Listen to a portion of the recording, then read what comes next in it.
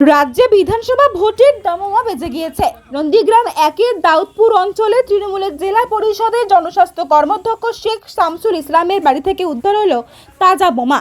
বিধানসভা নির্বাচনের মুখে তৃণমূল নেতার বাড়িতে বোমা উদ্ধার ঘিরে চাঞ্চল্য ছড়ালো এলাকায়। নন্দীগ্রামে বোমা এলো কোথা থেকে তার তদন্ত চালাচ্ছে পুলিশ প্রশাসন। যদিও তৃণমূল নেতার পরিবারের দাবি বিজেপির চক্রান্ত, তবে তার দাবিকে গুরুত্ব দিতে নারাজ বিজেপি। তৃণমূল নেতার বাড়িতে গিয়ে এই বোমা উদ্ধার কাণ্ড নিয়ে চাঞ্চল্য ছড়িয়েছে এলাকায়। ব্যুরো রিপোর্ট, বাংলার কণ্ঠ। এই ধরনের ঘটনা বিজেপিরা ঘটাচ্ছে কেন? আমার স্বামী তৃণমূল করে, ওকে খুব চক্রান্ত করছে। এটা চক্রান্ত করে আমাদের ফ্যামিলিকে নষ্ট করে দেওয়ার জন্য চক্রান্ত করছে। হ্যাঁ, এখানে আমার এলাকায়, মানে আমার তো এই এলাকায় সেরকম কোনো লোককে আমরা জানি না, কিন্তু মানে একটু দূরবর্তী আছে এটাই জানি। হ্যাঁ, হুমকি দিয়েছিল আগে একবার, তারপর স্বাভাবিক হয়ে গেছিল।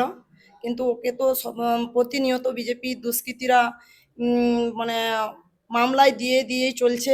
মানে ও কিছুই জানে না, কিন্তু সব মামলাটা দিয়েই চলছে। তার পরিপ্রেক্ষিতে এটাই আমার ফ্যামিলির উপর মানে খুব মানে চাপ দিচ্ছে, যাতে ও তৃণমূল ছেড়ে দেয়, এইটাই চাইছে।